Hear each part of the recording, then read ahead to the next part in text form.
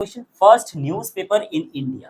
এই first news paper হচ্ছে Bengal gazette. একে হিকিস গেজেটও বলা হয়, বেঙ্গল হিকিস গেজেটও বলা হয়। কারণ হিকি এই প্রথম 1780 খ্রিস্টাব্দে, 1780 থেকে 1781 খ্রিস্টাব্দে হিকি তিনি প্রথম এই পত্রিকাটি প্রকাশ করেন এবং তার নাম অনুসারে বেঙ্গল হিকিস গেজেট, তখন এটার নাম পত্রিকাটা বেরোতোই হিকিস গেজেট নামে এবং তাকেই পরবর্তীকালে বেঙ্গল হিকিস গেজেট বা বেঙ্গল গেজেট নামেও নাম জানা যায় এই পত্রিকার।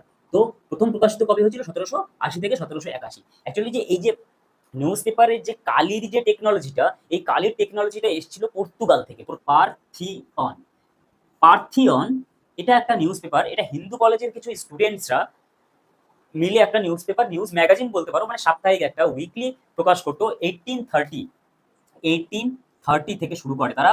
পত্রিকা অমৃতবাজার পত্রিকার প্রকাশক কে ছিলেন? প্রকাশক কারা ছিলেন? কে নয়, অ্যাকচুয়ালি কারা ছিলেন? দুই ভাই মিলে এটাকে তৈরি করা হয়েছিল। দুই ভাই মিলে এটাকে প্রকাশ করা হয়েছিল। প্রথম 1800 দুই ভাই মিলে প্রকাশ করেছিল প্রথম 1868 খ্রিস্টাব্দে। 1868 খ্রিস্টাব্দে তখন প্রথমে এটা বাংলায়, প্রথমে কোন ল্যাঙ্গুয়েজে বেরোতো? বাংলায় প্রথম প্রকাশ হয়েছিল। কারা করেছিল?